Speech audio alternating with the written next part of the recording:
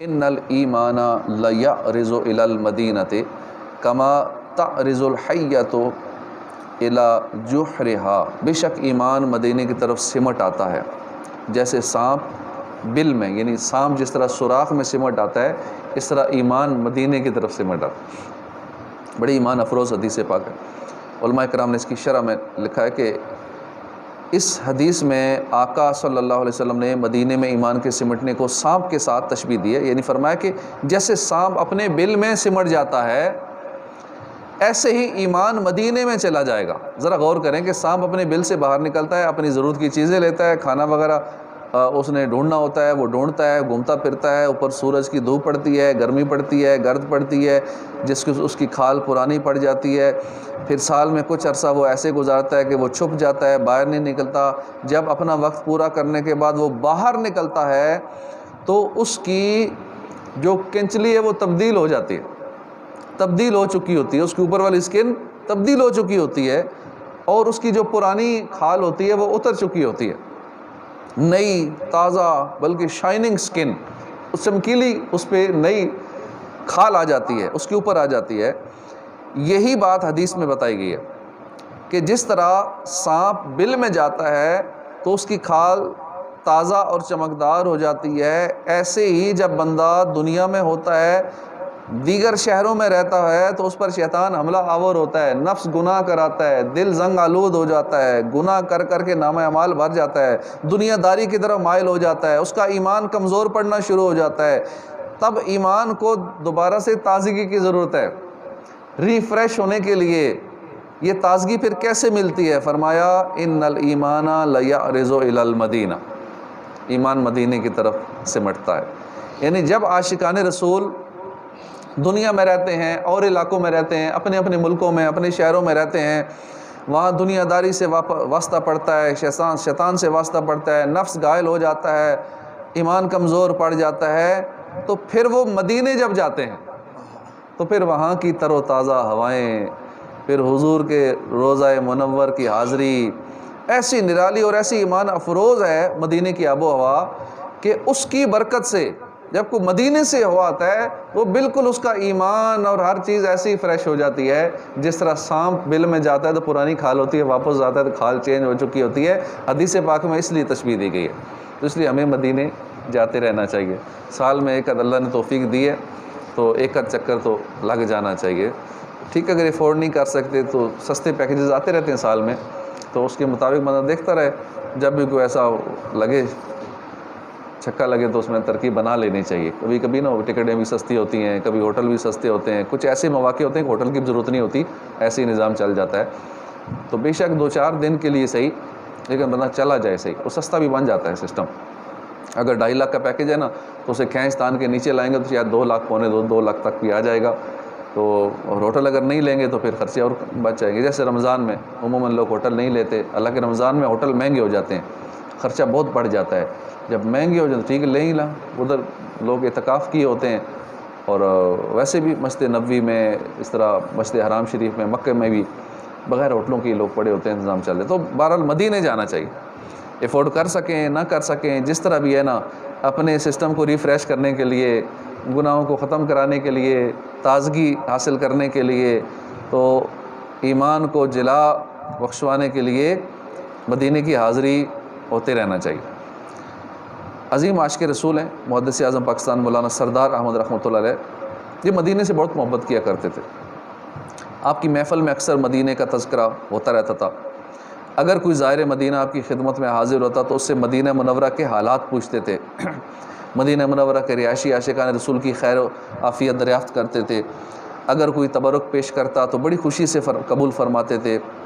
ایک دفعہ ایک حاجی صاحب مدینے سے واپس آئے، وہ کھجوریں لے کر حاضر ہوئے، محدث اعظم پاکستان کی خدمت میں کھجوریں پیش کی۔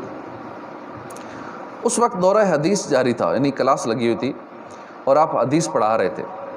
آپ نے مدینے کی کھجوریں تمام طلبہ میں تقسیم فرمائی اور ایک کھجور اپنی داڑھوں کے نیچے دبا لی، پھر فرمایا خرمائے مدینہ، یعنی کھجور مدینہ جب تک گھل گھل کے اندر جاتی رہے گی ایمان تازہ ہوتا رہے گا۔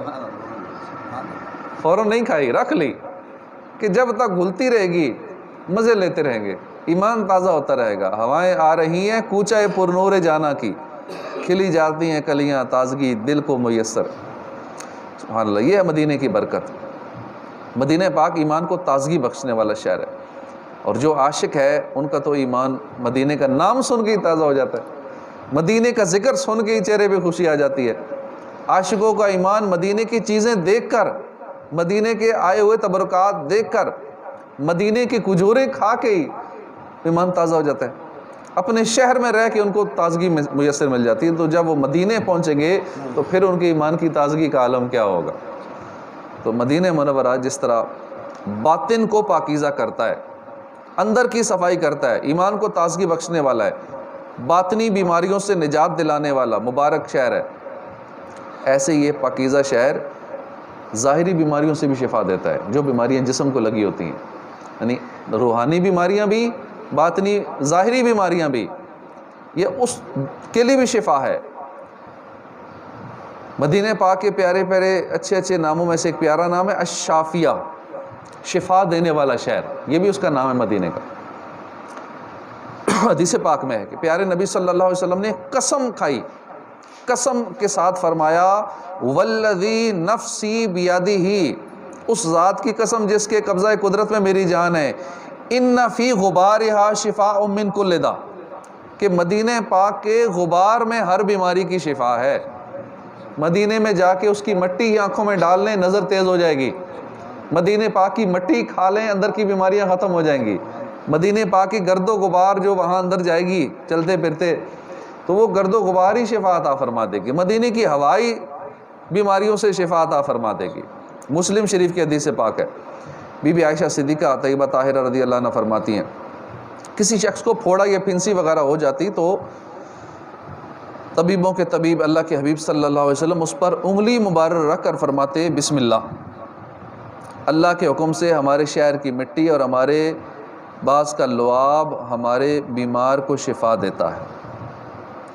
مفتی احمد یار خان کا فرمان کا خلاصہ ہے کہ اولا نبی اکرم صلی اللہ علیہ وسلم مرض کی جگہ پر انگلی رکھتے، پھر انگلی پر اپنا لعاب لگا کر مٹی لگاتے، مدینے کی مٹی، لعاب مبارک ساتھ مدینے کی مٹی اوپر لگا دیتے، لیپ لگا دیتے، مرض کی جگہ پر لگاتے اور فرماتے جاتے اللہ کے حکم سے ہمارا لعاب اور مدینے کی مٹی میں شفا ہے، تو بندہ ٹھیک ہو جاتا تھا۔ شیخ مجد الدین فیروز آبادی رحمۃ اللہ علیہ فرماتے ہیں کہ میرے غلام کو سال بھر سے بخار تھا، میں نے خاک شفا لی اور پانی میں تھوڑی سی گھول کر پلائی، اسی دن اس کو شفا مل گئی۔ شیخ عبدالحق محدث دہلوی فرماتے ہیں میں مدینہ پاک حاضر تھا، کسی مرض کے سبب میرا پاؤں سوج گیا، طبیبوں نے اسے خطرناک مرض قرار دیا اور علاج سے بھی ہاتھ روک لیا، چنانچہ میں نے مدینہ پاک کی خاک شفا لی، اسے استعمال کرنا شروع کیا، الحمدللہ تھوڑے ہی دنوں میں بڑی آسانی سے وہ سویلنگ سوجن سے نجات مل گئی، سوجن ختم ہو گئے۔ تو مدینے کی مبارک مٹی میں اللہ نے یہ تاثیر رکھ دی ہے کہ اس مٹی کی برکت سے امراض ٹھیک ہو جاتے ہیں، گناہوں کے امراض سے بھی شفا ملتی ہے۔ عقیدہ ٹھیک ہونا چاہیے، میں کہیں کہ مٹی تو ہے، کیا ہوتا ہے اس سے، یہ کیوں کر رہے ہو، شرک ہے، بدعت ہے۔ عقیدہ سیٹ ہو تو فائدہ ہوتا ہے، نہ ہو آرام جس بیمار کو سارے زمانے سے، اٹھا لے جائے تھوڑی سی خاک ان کے آستانے سے۔ الحمدللہ عاشق مدینہ، عاشق والی مدینہ شیخ طریقت امیر اہل سنت کو دیکھا گیا ہے کہ آپ مدینے کی مٹی کو باقاعدہ سلائی لگا کے سرمے کے طور پہ آنکھوں میں لگاتے ہیں، دونوں آنکھوں میں، بلکہ آپ مدینہ پاک کے نصیب والے کبوتروں کے پاؤں کے نشانات سے خاک مدینہ لے کر، کہ جہاں مدینے کے کبوتروں نے پاؤں رکھے ہوتے ہیں ان پاؤں کی مٹی لے کر سلائی پر لگا کے سرمے کی طرف آنکھوں میں لگاتے ہیں۔ مدینے کے کبوتر بھی اتنے بابرکت ہیں، اور مدینے کے کبوتروں کے پر بھی وہاں پڑے ہوتے ہیں نا، عموماً کئی عاشق رسول اکثر کی توجہ نہیں ہوتی، وہ پر بھی لے آتے ہیں، بس یاد رہے گی کہ مدینے کے کبوتروں کے پر، کہ انہوں نے بھی پھینک ہی دینے صفائی کر کے آگے پیچھے، تو پر بھی اٹھا لاتے ہیں۔ وہ عاشق رسول کبوتر ہیں۔ لگاؤ تم آنکھوں میں خاک مدینہ، کوئی اس سے بہتر بھی سرما بھلا ہے، مریضوں اٹھا کر کے خاک مدینہ کو لے جاؤ، اس میں یقیناً شفا ہے۔ شفا ہے. شفا کہتے ہیں کہ اللہ تجھے موت دے، کہتے ہیں نا اللہ تجھے شفا دے. شفا کہنے، شین کے نیچے زیر ہے، شفا، اللہ آپ کو شفا دے. شفا نہیں، شفا اللہ آپ کو شفا دے، اللہ آپ کو موت دے، اللہ آپ کو شفا دے. مدینے کی مٹی ذرا سی اٹھا کر پیو گول کر، ہر مرض کی دوا ہے. عقیدت سے خاک مدینہ بدن پر ملو، تم ہر ایک درد کی یہ دوا ہے. بدن پر ہے عطار کے خاک طیبہ، پرے ہٹ جہنم تیرا کام کیا ہے. تو مرتے وقت بھی ہمیں نصیحت کر کے مرنا چاہیے کہ مدینے کی مٹی ہمارے چہرے پہ مل دینا. انشاءاللہ قبر کی آگ، جہنم کی آگ سے بچت ہو جائے گی. میں نے اپنے والد صاحب کے چہرے پہ مل دی تھی، غسل دینے کے بعد چہرے پہ خاک مدینہ ملی تھی. ہمیں بھی سنبھال کے رکھنی چاہیے مٹی. گھر والوں کو نصیحت بھی وصیت کر کے جائیں، لکھ کے جائیں کہ میرے چہرے پہ یہ خاک مدینہ مل دینی ہے. اور اسی طرح مدینے کی کھجور کی گٹھلیاں میری آنکھوں پہ رکھ دینی ہیں. مدینے کے کانٹے ہیں وہ ساتھ رکھ دینے ہیں. اور بھی جو تبرکات ہیں، کعبہ شریف سے مس کی ہوئی چیزیں ہیں، کوئی کپڑا، کوئی اور چیزیں ہیں، وہ میرے ساتھ رکھ دینی ہے. تو یہ تبرکات اپنے خود سنبھال کے ہمیں رکھنی چاہیے اپنی قبر کے لیے. ورنہ جب اچانک فوت ہو جاتے ہیں گھر والے افراتفری میں پڑ جاتے ہیں، یاد ہی نہیں رہتا کیا چیز رکھنی کیا نہیں رکھنا تھا، بھول ہی جاتے ہیں. تھوڑا سا بھلا کر دیں گے مرنے والے کے ساتھ تو اس بیچارے کے قبر میں فائدہ ہو جائے گا، آگ سے بچ جائے گا، عذاب سے بچ جائے گا، اس کی بخشش کی خوبصورت بن جائے گی، قبر جنت کا باغ بن جائے گی. تو ہم نے سنا کہ مدینہ پاک عاشقوں کی جنت ہے. قرآن پاک میں مدینہ پاک کو ارض اللہ، اللہ کی زمین فرمایا گیا. مدینے کی ہر چیز برکت والی ہے. ہاں وہاں مکہ پاک کی نسبت دگنی برکت رکھی گئی ہے. مدینہ مرادیں پورے ہونے کا مقام ہے. مدینہ بھٹی ہے، یعنی مبارک، وہ مبارک شہر ہے جو ازلی بدبخت ضدی کافروں منافقوں کو قبول نہیں فرماتا. جو پکا مسلمان ہے، سچا عاشق رسول یہاں جائے اسے گناہوں کی گندگی سے نجات دے دیتا ہے. مدینہ منورہ گناہ مٹانے والا ہے. مدینہ پاک ایمان کو تازگی بخشنے والا شہر ہے. اللہ کی عطا سے، اللہ کے فضل و کرم سے مدینہ کی خاک میں سب بیماریوں کی شفا رکھ دی گئی. مدینہ پاک کی اور بھی بہت ساری برکات ہیں، مگر حقیقت یہی ہے کہ زندگیاں ختم ہوئیں اور قلم ٹوٹ گئے. تیرے اوصاف کا ایک باب بھی پورا نہ ہوا. کون ہے جو رسول رحمت شفیع امت صلی اللہ علیہ وآلہ وسلم سے نسبت رکھنے والی کسی بھی چیز کی پوری طرح فضیلت بیان کر سکتا ہو. ہم دعا کرتے ہیں کہ جو مختصر طور پر ہم نے ذکر مدینہ کیا ہے، اللہ پاک اس کی برکت سے ہمیں عشق مدینہ نصیب فرمائے، شوق مدینہ نصیب فرمائے. کاش مدینہ منورہ میں بار بار بار بار حاضری ہو اور بالآخر بقیع پاک میں 2 گز زمین مل جائے. اللہ پاک ہم سب کو عشق مدینہ، ذوق مدینہ، ذکر مدینہ، فکر مدینہ، یاد مدینہ کی دولت نصیب فرمائے. عجب رنگ پر ہے بہار مدینہ کہ سب جنتیں ہیں نثار مدینہ. لیکن کیسا مدینہ کے ذکر ہے، موسم بھی کیسا، ہوائیں پیاری پیاری ہوا چلنا شروع ہو گئی ہے. ذکر مدینہ چھیڑ دیا چلنے لگی نسیم سحر. پورا کلام بھی ہے اس میں کہ مدینہ کا ذکر ہوا تو ایسی پیاری ہوا چلنے لگ گئی. تو ابھی ٹھنڈی ٹھنڈی ہوا چل رہی ہے، ذکر مدینہ ہو رہا ہے نا. ملائک لگاتے ہیں آنکھوں میں اپنی شب و روز خاک مزار مدینہ. رہیں ان کے جلوے بسیں ان کے جلوے، میرا دل بنے یادگار مدینہ. میری خاک یا رب نہ برباد جائے، پس مرگ کر دے غبار مدینہ.